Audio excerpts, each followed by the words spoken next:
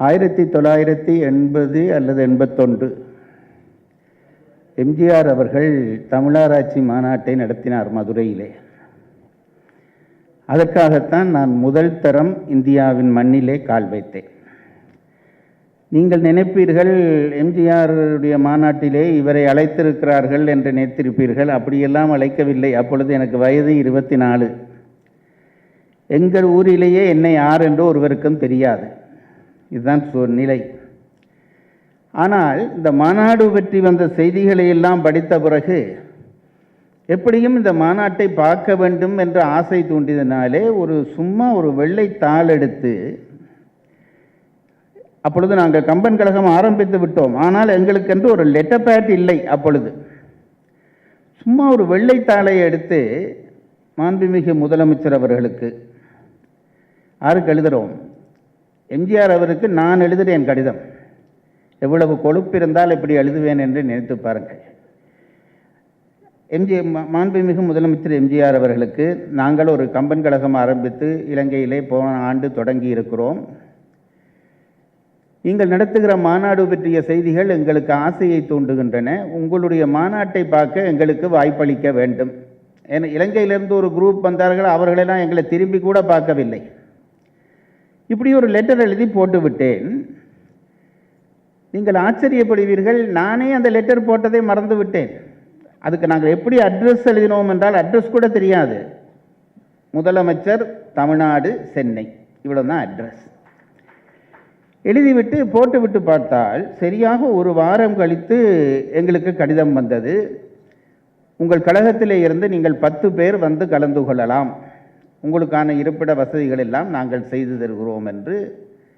அப்பொழுது எம்ஜிஆர் அவர்களுடைய செயலாளர், எனக்கு பெயர் கூட இப்பொழுது மறந்துவிட்டது, செயலாளரிடமிருந்து கடிதம் வந்தது. அதில் என்ன கொடுமை என்றால், அப்போது எங்கள் கம்பன் கழகத்திலே 10 பேர் இல்லை. நாங்கள் ஒரு 4 பேர் தான் கம்பன் கழகம் என்று பெயர் வைத்துக் கொண்டிருந்தோம். அந்த விழாவிலே கலந்து கொண்டு, அது சொன்னால் அது பெரிய கதையாக போய்விடும், கலந்து கொண்டு எம்ஜிஆருக்கு முன்னாலே பேசுகிற வாய்ப்பு கிடைத்தது. அது ஒன்று தற்செயலாக கிடைத்தது. அந்த வாய்ப்பிலே எம்ஜிஆர் முன்னே உட்காருகிறார், நான் பேசுகிறேன். அப்பொழுது நான் ஒரு செய்தி சொன்னேன். ஏதோ பெரிய மனுஷன் மாதிரி நேற்றுக்கொண்டு, இப்போ சொன்னால் கூட பரவாயில்லை, அப்போ சொன்னேன். என்னவென்றால், நாங்கள் எல்லாம், இது தமிழர்களுடைய தாய்நாடு, நாங்கள் எல்லாம் சேய்நாட்டில் வாழுகிறவர்கள், நாங்கள் மாமியார் வீட்டில் வாழ்ந்து கொண்டிருக்கிறோம். தாய்நாடு ஒற்றுமையாக இருந்தால்தான் மாமியார் வீட்டிலே இருக்கிற பிள்ளைகள் நிம்மதியாக வாழ முடியும். அதை ஏன் சொன்னேன் என்றால், அப்பொழுது கலைஞர் அவர்களுக்கும் எம்ஜிஆர் அவர்களுக்கும் நிறைய முரண்பாடு வந்து கலைஞர் அந்த விழாவிலே கலந்து கொள்ளவில்லை. இதையெல்லாம் பேசலாமா என்ற அறிவு கூட எனக்கு அப்பொழுது இல்லை. நான் என் பாட்டுக்கு சொல்லுகிறேன், நாங்கள் மாமியார் வீட்டிலே வாழ்கிறோம், தாய் வீட்டிலே ஒற்றுமை இருந்தால்தான் எங்களுக்கு அங்கே மதிப்பு கிடைக்கும், ஆகவே இங்கே தலைவர்கள் ஒன்றுபட வேண்டும் என்று நான் அறிக்கை விட்டேன். நல்ல காலம் தப்பி திரும்பி போக விட்டு விட்டார்கள். இதை பேசிவிட்டு நான் கீழே இறங்கி வந்தால், அது பெரிய, எம்ஜிஆர் கையெழுத்து போட்டு கொடுத்தார், அதெல்லாம் பெரிய வரவேற்பு கிடைத்தது. எம்ஜிஆர் எனக்கு கையெழுத்து போட்டு கொடுத்த உடனே என்னிடம் கையெழுத்து வேண்ட பல பேர் வரிசையில் நின்றார்கள். அப்படி வெளியிலே வந்தேன். வந்தபோது ஒரு இளைஞன் எனக்கு பக்கத்திலே வந்து என் கையை பிடித்து, ஈழத்தமிழர்களை நாங்கள் ஒரு நாளும் கைவிட மாட்டோம், நீங்கள் கவலைப்படாதீர்கள் என்று சொல்லிவிட்டு விம்மி அழுதான். எனக்கு ரொம்ப ஆச்சரியமாக இருந்தது. ஒரு இளைஞனை இவ்வளவு தூரம் இது பாதித்திருக்கிறதா என்று சொல்லிவிட்டு அழுதான். அதுக்கு பிறகு எங்களுக்கு நிறைய உதவிகள் செய்தான். அப்பொழுது எனக்கு இந்தியாவிலே ஒருவரையும் தெரியாது, எங்கள் பாட்டுக்கு வந்து இறங்கி இருந்தோம். அப்படி அந்த உதவி செய்த பையனுக்கு பெயர் நக்கீரன். அவர் இப்பொழுது ஒரு நீதிபதியாக இருக்கிறார். இன்றைக்கும் அவரை சந்தித்ததிலே எனக்கு எல்லையற்ற மகிழ்ச்சி. ஒரு பெரிய விழா, பொன்விழா ஆண்டு தொடங்குகிறது. அது பெரிய சிறப்பு. உண்மையிலே பொன்விழா ஆண்டு அடுத்த ஆண்டு தான் பொன்விழா நடக்கப் போகிறது என்று கேள்விப்பட்டேன். அந்த பெருமைக்கு உரியவர்கள் அதை எப்படி செய்வார்கள் என்று கற்பனையிலே ரசித்து கொண்டிருக்கிறேன்.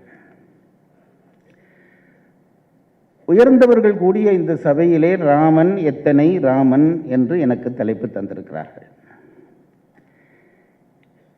ரொம்ப பயமுறுத்தி என்னை மேடை ஏற்றி இருக்கிறார்கள். நேற்றிலிருந்து இவர் கட்டிக்காரர், இவர் பேசுவார், அப்படி இப்படியெல்லாம் சொல்லி, நான் முன்பும் சொன்னேனோ தெரியவில்லை, எங்கள் ஊரிலே ஒரு பெண் இருந்தால், அழகான பெண்.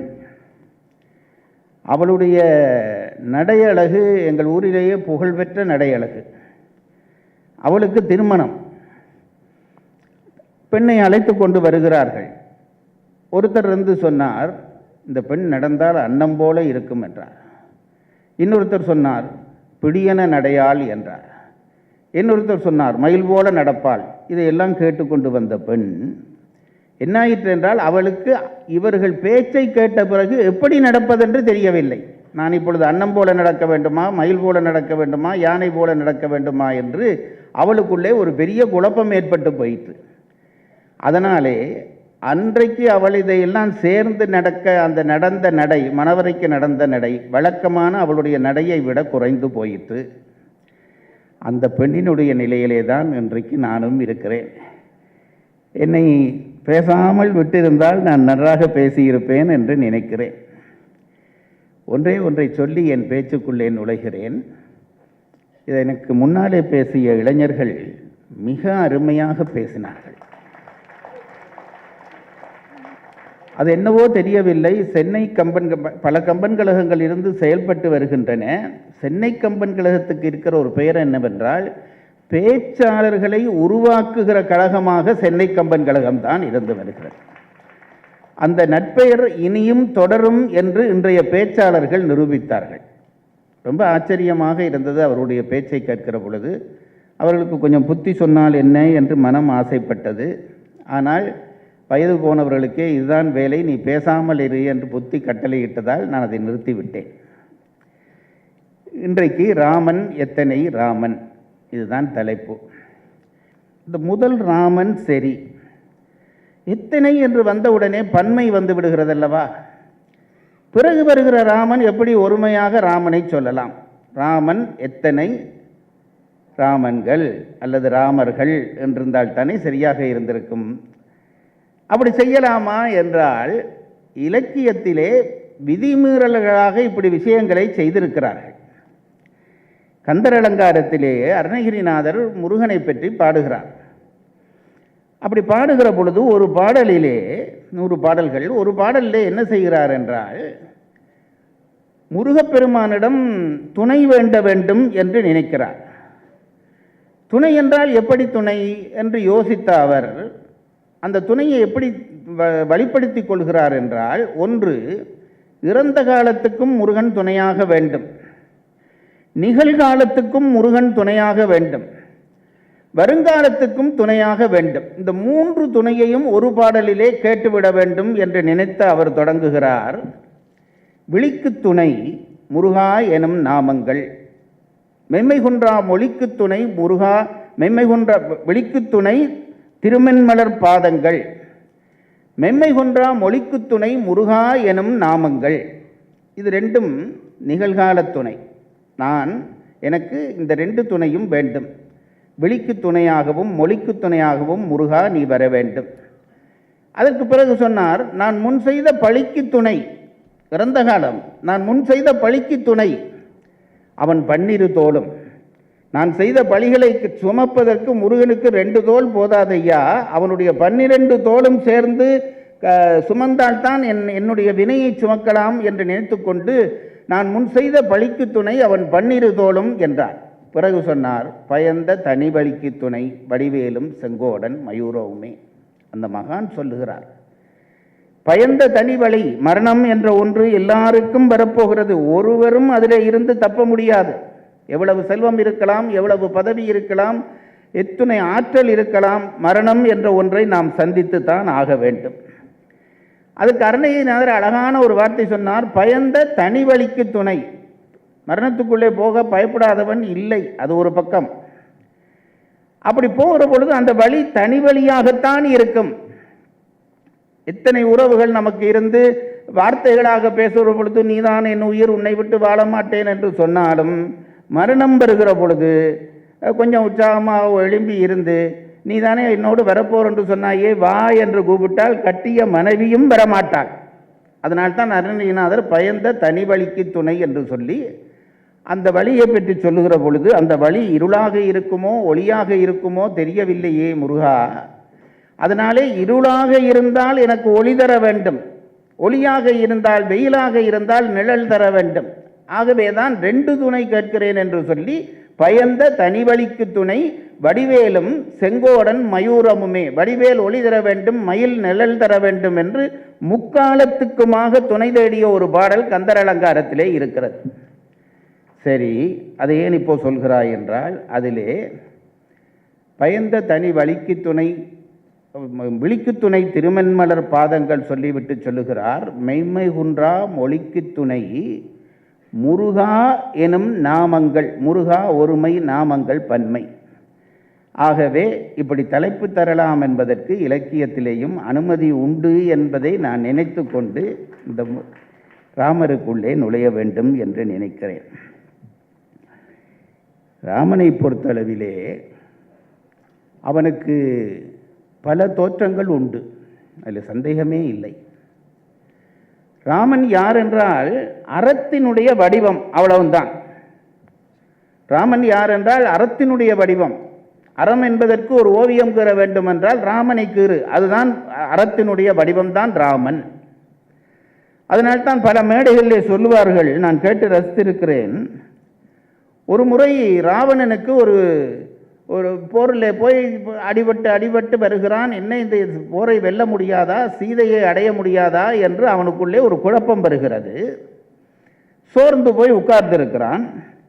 அப்பொழுது அவனுடைய மந்திரி வந்து ராவணனை பார்த்து, ராவணனாரே ஏன் சோர்ந்திருக்கிறீர்கள் என்று கேட்டான். ராவணன் சொன்னான், இந்த சீதையை ஒரு தரமாவது அணைத்து கொள்ள வேண்டும் என்று என் மனம் ஆசைப்படுகிறதே, இவ்வளவு செல்வம் இருந்தென்ன, இந்த தேவர்கள் எல்லாம் எனக்கு அஞ்சினார்கள், பயப்படுகிறார்கள், இவ்வளவு இருந்தும் ஒரு சின்ன அபலை பெண்ணை அணைத்து கொள்ள வேண்டும் என்ற என்னுடைய ஆசையை நிறைவேற்ற முடியவில்லையே என்றான் ராவணன். உடனே அந்த மந்திரி சொன்னான், இதற்கு போயா கவலைப்படுகிறாய், சாதாரண விஷயம், சீதையை அணைத்துக் கொள்வதற்கு நான் ஒரு வழி சொல்லி தள்ளுகிறேன், அதன்படி நீ செய்தால் சீதை உன்னை அணைத்துக் கொள்வாள். ராவணனுடைய 10 முகங்களும் நிமிர்ந்து சிரித்தன, அதுவரை சோர்ந்திருந்த முகங்கள் நிமிர்ந்து சிரித்தன. அப்படியா, அதற்கு ஒரு வழி இருக்கிறதா, உடனே சொல்லு என்றான். இந்த மந்திரி தொடங்கினான். நல்ல மந்திரி. இந்த மந்திரி தொடங்குகிறான், ராவணனாரே ஒன்றும் கவலைப்படாது, உங்களுக்கு தானே மாயை இயல்பாக வருமே, ஆகவே நீங்கள் ஒன்று செய்யுங்கள். மாயை இயல்பாக வரக்கூடிய நீங்கள் என்ன செய்யலாம் என்றால், ஒன்று செய்யுங்கள், உங்களுடைய தோற்றத்தை ராமனுடைய தோற்றம் போல மாற்றிக்கொள்ளுங்கள். ராமனுடைய வடிவம் போல உங்களுடைய வடிவத்தை மாற்றிக்கொண்டு சீதை இருக்கிற இடத்துக்கு போங்கள். நான் போரிலே வென்றுவிட்டேன் என்று சொல்லுங்கள், ராவணனை வென்றுவிட்டேன் என்று சொல்லுங்கள். ஆனந்தத்திலே சீதை ஓடி வந்து உங்களை அணைத்துக் கொள்வாள், உங்கள் ஆசை தீர்ந்துவிடும் என்றான் இந்த மந்திரி, படுபாதகன். இதை சொன்ன உடனே ராவணன் மகிழ்வான், தனக்கு பரிசளிப்பான் என்றெல்லாம் நினைத்து கொண்டுதான் இந்த மந்திரி இந்த செய்தியை சொன்னான். சொன்ன உடனே பழையபடி ராவணனுடைய 10 முகமும் சோர்ந்து போயிற்று. இவனுக்கு புரியவில்லை. சுவாமி, நான் நல்ல வழிதானே சொன்னேன், ஏன் இதை நீங்கள் செய்யக்கூடாது என்று கேட்டான். ராவணன் சொன்னான், அடே பைத்தியக்காரா, ஒரு தலை இருக்கிற உனக்கே இந்த புத்தி இருக்கும் என்றால் 10 தலை இருக்கிற எனக்கு இந்த புத்தி வராதா? ராமனுடைய வேடத்தோடு போனால் சீதை என்னை அணைத்துக் கொள்வாள் என்கின்ற செய்தியை நான் உணர மாட்டேனா, செய்ய மாட்டேனா? நீங்களே தெரியும் என்றால் ஏன் செய்ய வேண்டியது தானே என்றான் இந்த மந்திரி. அதை நான் பலதரம் செய்து பார்த்து விட்டேன். என்னது, ராமனை போல வேடம் போட்டும் சீதை உங்களை வந்து அணைத்துக் கொள்ளவில்லையா? பலதரம் செய்து பார்த்து விட்டேன். அப்படியானால் நீங்கள் ஏதோ அந்த வேஷம் போட்டதிலே தப்பிருக்க வேண்டும். போடா பைத்தியக்காரா, ராமனை போலவே என் தோற்றத்தை மாற்றிக்கொண்டு சீதையிடம் போகலாம், போனால் சீதை அணைத்துக் கொள்வாள் என்று நினைத்து கொண்டு அந்த வேடத்தை மாற்றினேன், ராமன் போல என் தோற்றத்தை மாற்றினேன். என்ன ஆச்சரியம் என்றால், எப்பொழுது என் தோற்றத்தை நான் ராமனாக மாற்றிக்கொண்டேனோ அந்த நிமிடத்திலிருந்து என் மனம் மண்டோதரியை தவிர வேறு யாரையும் நினைத்ததில்லை என்றான். இதுதான் ராமன். ராமன் என்பவன் நம்ம அறத்துக்கு குறியீடு. நேற்றெல்லாம் சொன்னார்களே, நீதிபதிகள் எல்லாம் சொன்னார்களே, கிட்டத்தட்ட 1000 ஆண்டுகளுக்கு கம்பனும் நிற்கிறான், ராமனும் நிற்கிறான். வான்மீகத்தை பார்த்தால் அது இன்னும் அதற்கு மேலே. ஒரு பாத்திரத்துக்கு இவ்வளவு முக்கியமா? ஒரு பாத்திரம், அந்த பாத்திரத்துக்கு இந்த தமிழினம் ஏன் இவ்வளவு காலம் அதை பொன்னென போற்றி பாதுகாக்கிறது என்று நினைத்து பார்த்தால், ராமனை நினைத்தால், ராமனை படித்தால், ராமனை போற்றினால் நாம் எல்லோரும் ராமர்களாக மெல்ல மெல்ல மாறிவிடுவோம். அதுதான் நம்முடைய பெரியவர்கள் நினைத்த ஒரு உண்மை. அத்தகைய ராமனுக்கு பல வடிவங்களை கம்பர் காட்டுகிறார். அதைத்தான் எத்தனை ராமன் என்று போடுகிறார். இந்த ராமனுக்கு பல வடிவங்கள் காட்டுகிறார் என்றால், அப்ப ராமனுக்கு மட்டும்தான் பல வடிவங்களா என்றால் இல்லை, நமக்கும் பல வடிவங்கள் உண்டு. ஒரு சாதாரண ஒருவரை எடுத்தால், அவர் தந்தைக்கு மகன், மகனுக்கு தந்தை, கணவனுக்கு பிள்ளை, மாமியாருக்கு மருமகன், ஆசிரியருக்கு மாணவன், இப்படி எல்லாருக்குமே பல வடிவங்கள் உண்டு. ராமனுக்கு மட்டும் ராமன் எத்தனை ராமன் என்று சொல்ல வேண்டிய, ஜெயராஜ் எத்தனை ஜெயராஜ், இப்படி எல்லாருக்குமே சொல்லலாம். அப்படியானால் இந்த ராமனுக்கு மட்டும் என்ன முக்கியத்துவம், அவனுடைய வடிவ முக்கியங்களிலே ராமனுக்கு மட்டும் என்ன முக்கியத்துவம் என்பதை சொல்வதுதான் என்னுடைய நோக்கம். வடிவங்கள் மாறிக்கொண்டே போகலாம், ஆனால் பண்பு மாறக்கூடாது. இது ரொம்ப முக்கியம். பதவி கிடைக்கலாம், பணம் கிடைக்கலாம், என்ன வசதியும் கிடைக்கலாம், நம்முடைய தோற்றங்கள் மாறிக்கொண்டே போகலாம், ஆனால் அடிப்படை பண்பு மாறாமல் எவன் இருக்கிறானோ அவன் பெரியவன். இது யார் சொல்லுகிறார்? திருவள்ளுவர் சொல்லுகிறார். நிலையில் திரியாது அடங்கியான் தோற்றம் மலையினும் ஆன பெரிது. நிலை மாற மாற பல பேருடைய இயல்புகள் மாறிக்கொண்டே போய்விடுகிறது. நேற்று இருந்தவர் இன்றைக்கு ஒரு புது பதவி கிடைத்தால் வேறு இயல்போடு இருக்கிறார், இன்னும் கொஞ்சம் படித்து விட்டால் வேறொரு இயல்போடு இருக்கிறார். இது உயர்வில்லை என்று திருவள்ளுவர் அப்படி தட்டுறார் ஒரு பக்கத்தாலே. நிலையில் திரியாது அடங்கியான் தோற்றம் மலையினும் ஆன பெரிது. இந்த திருக்குறளை அடிப்படையாக வைத்துக் கொண்டுதான் இந்த தலைப்பை பார்க்க வேண்டும் என்று விரும்புகிறேன்.